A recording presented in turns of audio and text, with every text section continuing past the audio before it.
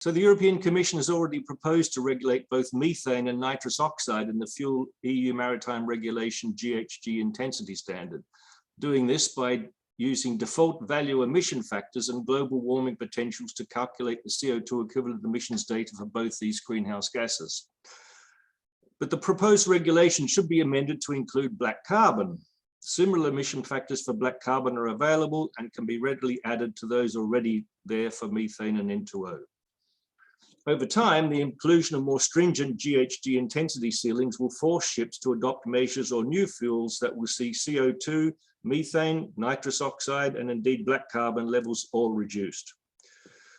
The Fuel EU Maritime Regulation includes an annex which sets out default emission factors for all fossil fuels, split into upstream, that is well to tank, and downstream, tank to wake, to account for emissions from the actual combustion of these fuels in ship engines.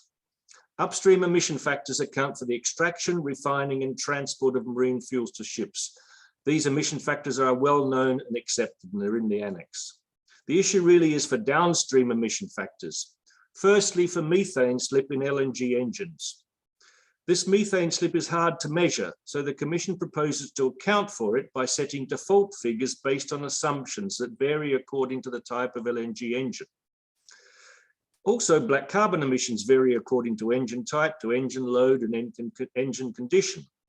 So black carbon emission factors for ships will also need to be based on best estimates, as they have been for methane slip. But in the IMO's fourth greenhouse gas study, the analysis already used intelligent assumptions about average black carbon emissions per ship type. And importantly, the resultant inventory showed for the first time that ship black carbon accounts for 21% of shipping's climate warming impact on a GWP 20 basis. That's a huge percentage of ship warming that's never been previously acknowledged. Right up to this, you'll see a graph we'll put up showing the proposed black carbon emission factors for fossil fuels included in the new column 10 of the Annex 2 to the proposed regulation.